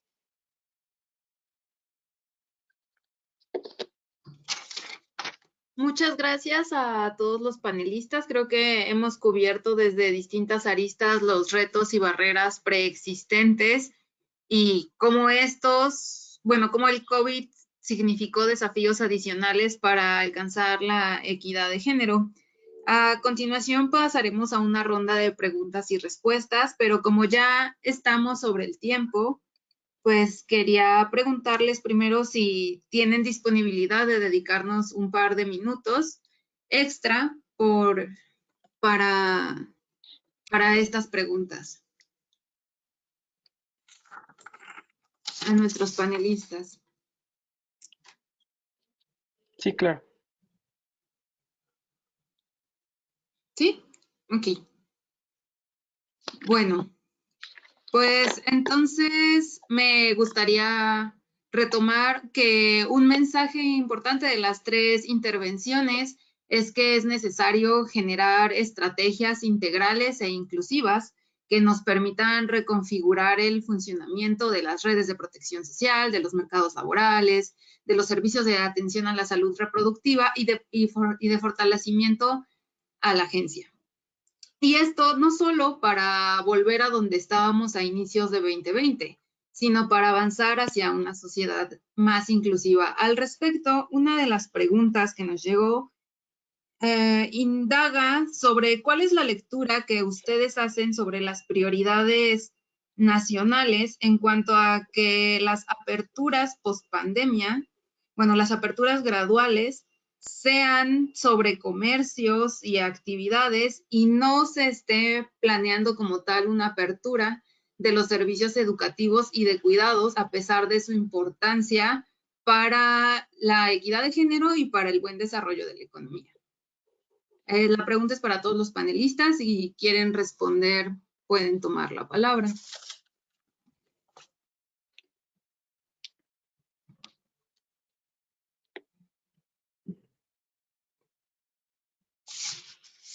No se escucha. ¿No se escucha? ¿Hola? No se le escucha a Guillermina. Ah.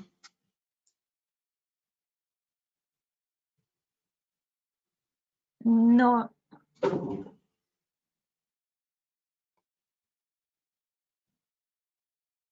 Me dice que se ha silenciado a sí misma.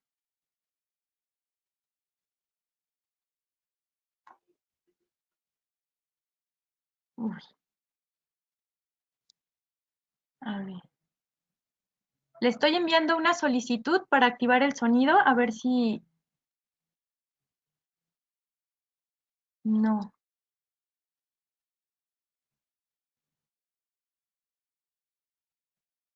Tal vez sin la diadema.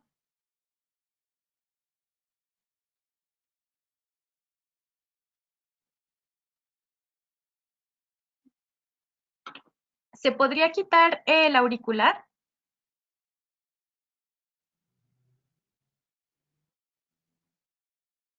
No. No se escucha. Ahí creo que ya. No, ya no. Como que Ahora sí. Ahora sí. Perfecto, muchas gracias. Nada ahí. Vale, perfecto. Bueno, no, muchísimas gracias, Juna. Lo que decía, disculpe, quisiera empezar porque tengo 5 minutos. Realmente parte un poco de entender cómo entendemos, un poco lo hablábamos, lo planteaba Leila y yo en mi intervención, es entender la economía desde lo productivo exclusivamente y que no entender también lo que es la división sexual del trabajo, que si una economía se puede mover, el comercio, los servicios, la industria, es porque hay alguien en las familias que está haciendo otro trabajo que tiene que ver con los cuidados. Y esto es entender la economía de una manera integral, que la economía feminista lo plantea hace muchos años, ¿no? Entonces, que tiene que ver con todo ese trabajo doméstico y de cuidados no remunerados, que es cuidado de niños y niñas de primera infancia, cuidado de adultos mayores, cuidados de personas enfermas, autocuidado, limpieza, bueno, no vamos a entrar en todas las variables en torno a los cuidados, que permite que la rueda económica se mueva. Y en realidad no es solo la rueda económica, sino la rueda global de una sociedad se mueva.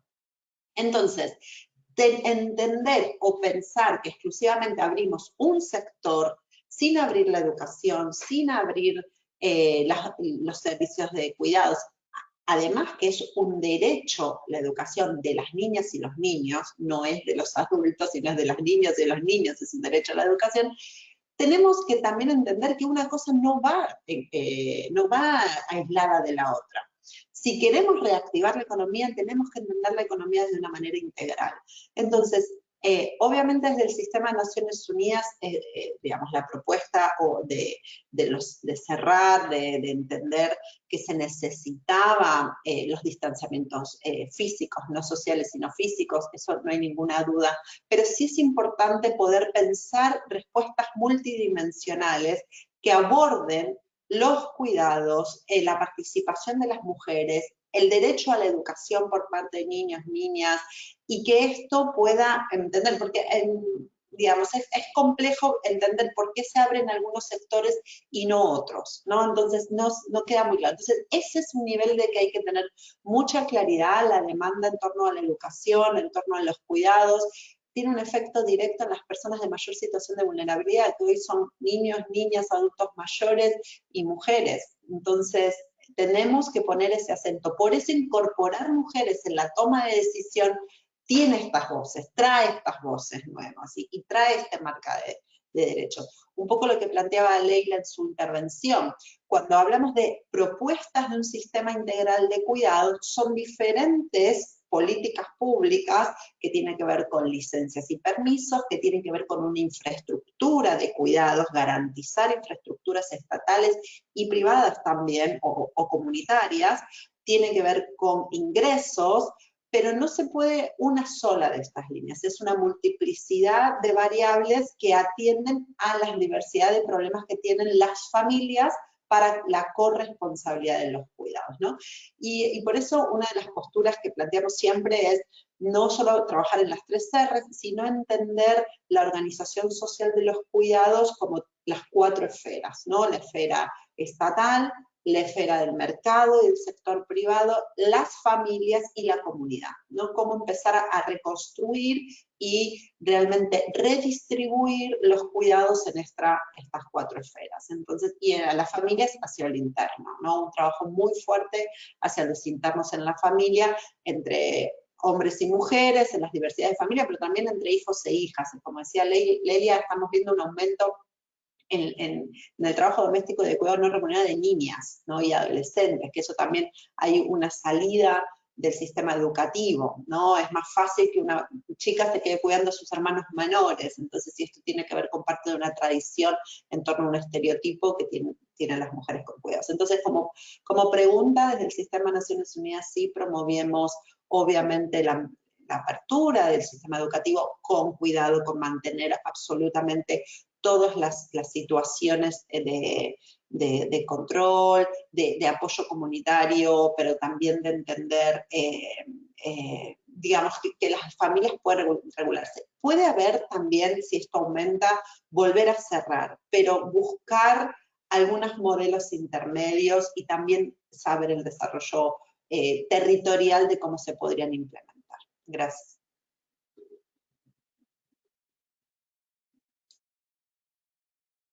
Tienes el micrófono apagado. Perdón, Ya, no te perdón. escuché. Muchas gracias, Guillermina. Entendemos que tengas otros compromisos. No sé si te agradecemos por participar y habernos honrado con tu presencia. Y no sé si alguno de los otros panelistas quiera ahondar sobre la pregunta realizada. Pues no.